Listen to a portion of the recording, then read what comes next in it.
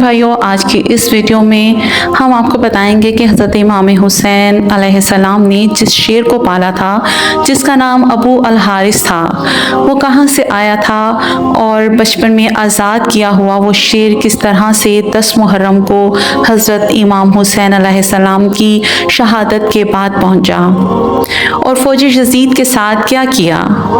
امام حسین علیہ السلام نے بچپن سے ایک شیر پال رکھا تھا جس کا نام ابو الحارث تھا۔ عربی میں حارث شیر کو کہا جاتا ہے۔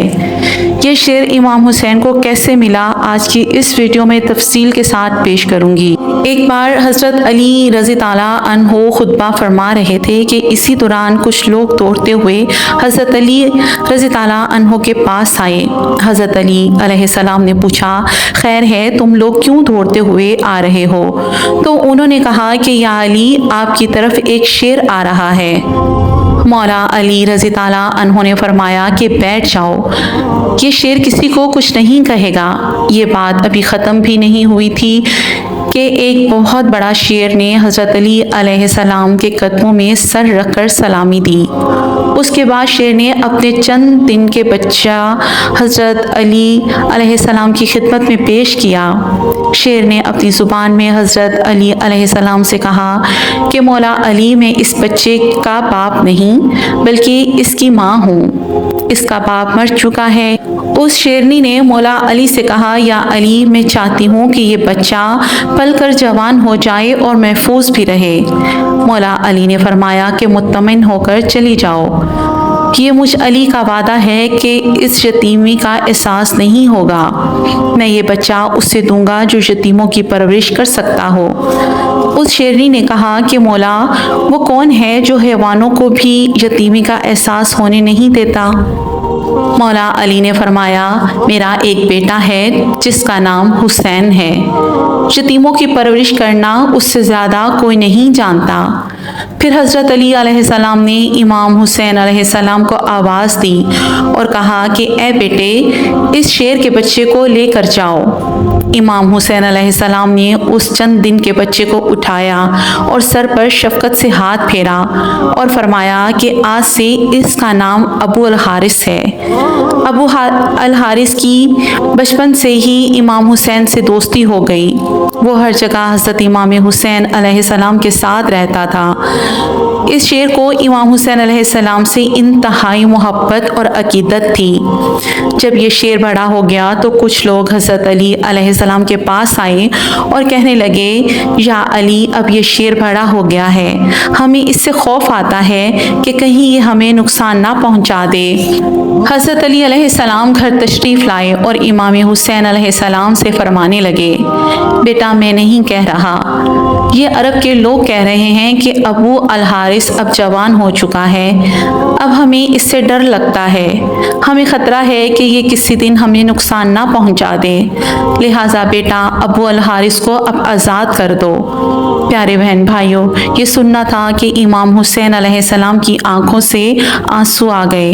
انہوں نے اٹھ کر باہیں اپنے بابا جان کے گلے میں ڈال دیں اور کہا کہ بابا جان، ٹھیک ہے، آج کے بعد آپ کو ابو الحارث نظر نہیں آئے گا۔ حضرت علی علیہ السلام نے امام حسین علیہ السلام کو سینے سے لگایا۔ جب امام حسین علیہ السلام تہجد کے وقت شیر کو خوراک دینے کے لیے گئے تو ابو الحارث نے کہا کہ مولا، آج اتنی جلدی خوراک کیوں لے آئے ہو؟ امام حسین علیہ السلام نے ابو الحارث کو ساری بات بتا دی۔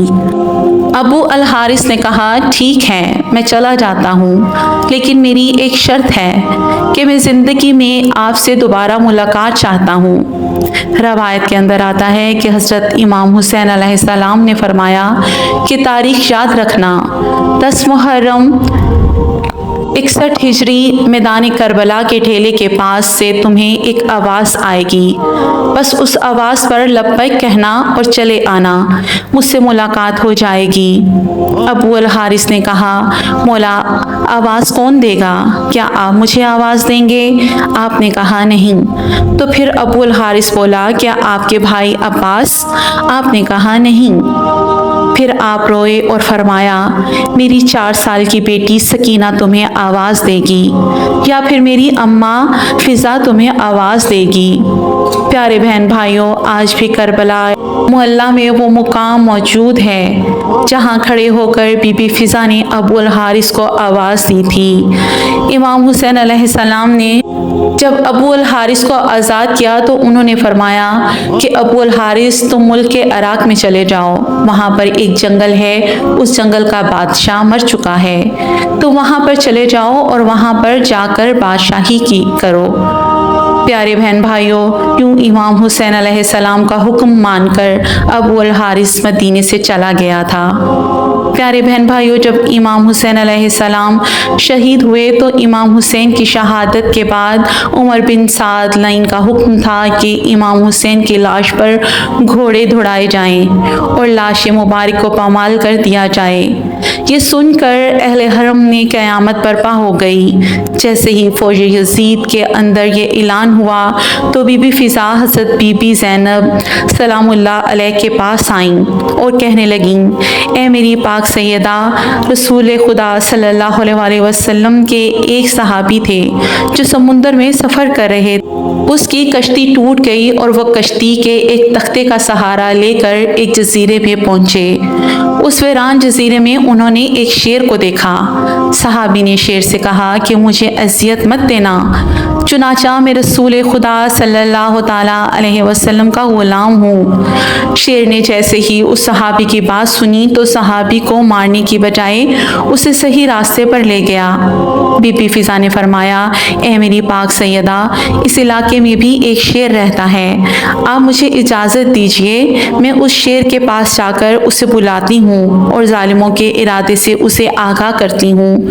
جناب فضا جنگل کی طرف جانے لگیں اور انہوں نے ابو الحارث کہہ کر شیر کو صدا دی۔ جیسے ہی بی بی فضا کی آواز بلند ہونے لگی تو چند ہی سماعتوں کے بعد شیر ان کے پاس پہنچ گیا۔ بی بی فضا نے فرمایا، اے ابو الحارث، کیا تجھے معلوم ہے کہ یہ ظالم امام حسین علیہ السلام کے جسم اطہر کو پامال کرنا چاہتے ہیں اور لاش کو پامال کرنے کے بعد یہ گھوڑوں کے ٹاپوں سے ان کی لاش کو ناقابل شناخت بنانا چاہتے ہیں؟ یہ سن کر وہ شیر ابو الحارث بی بی فضا کے ساتھ آ گیا اور مختل میں پہنچ گیا، امام حسین علیہ السلام کی لاش کے پاس بیٹھ گیا۔ پیارے بہن بھائیوں، مخمل کی کتابوں میں ہے کہ شیر ابو الحارث نے امام حسین کے خون سے اپنی پیشانی رنگین کی۔ جب کوفی لوگ گھوڑوں پر سوار ہو کر امام حسین کی لاش کو پامال کرنے آئے تو دیکھا ایک شیر موجود ہے۔ گھوڑے وہاں نہ ٹھہر سکے اور بے قابو ہو کر بھاگ نکلے۔ سواروں نے بھی پلٹ کر نہ دیکھا۔ جب اس واقعے کی خبر عمر بن سعد کو ملی تو وہ لعین کہنے لگا، اس بات کو کسی پر ظاہر نہ ہونے دینا، یہ ایک فتنہ ہے۔ پیارے بہن بھائیوں، جناب فضا سلام اللہ علیہ نے شیر کے آنے کی خبر جناب زینب پاک سلام اللہ علیہ کو سنائی اور اسی طرح لاش اطہر پامال ہونے سے محفوظ رہی۔ پیارے بہن بھائیوں، کچھ لوگوں نے یہ روایت کی ہے کہ بی بی فضا نے شیر ابو الحارث کو امام حسین علیہ السلام کی لاش ڈھونڈنے کے لیے بلایا تھا، جو کہ یزیدی فوجیوں نے لاش اقدس پر گھوڑے دوڑا کر پامال کر دیا تھا، اور وہ گھوڑے آواجے کے نام سے مشہور تھے، جنہوں نے اپنے ٹاپوں سے نبی کے نواسے امام حسین علیہ السلام کا جسم رون ڈالا تھا۔ پیارے بہن بھائیوں، اس واقعے کا ذکر ریاض القدوس صفحہ نمبر 225 اور 26 میں کیا گیا ہے۔ مجھے امید ہے کہ میری آج کی ویڈیو ضرور پسند آئی ہوگی۔ ویڈیو کو لائک کیجیے گا، شیئر کیجیے گا اور مزید اسلامی ویڈیو کے لیے میرے اس چینل کو سبسکرائب ضرور کیجیے گا۔ اللہ سبحانہ و تعالی ہمارے دلوں کو قلب سلیم عطا فرمائے، ہمیں قرآن پاک اور احادیث پہ چلنے کی توفیق عطا فرمائے، آمین۔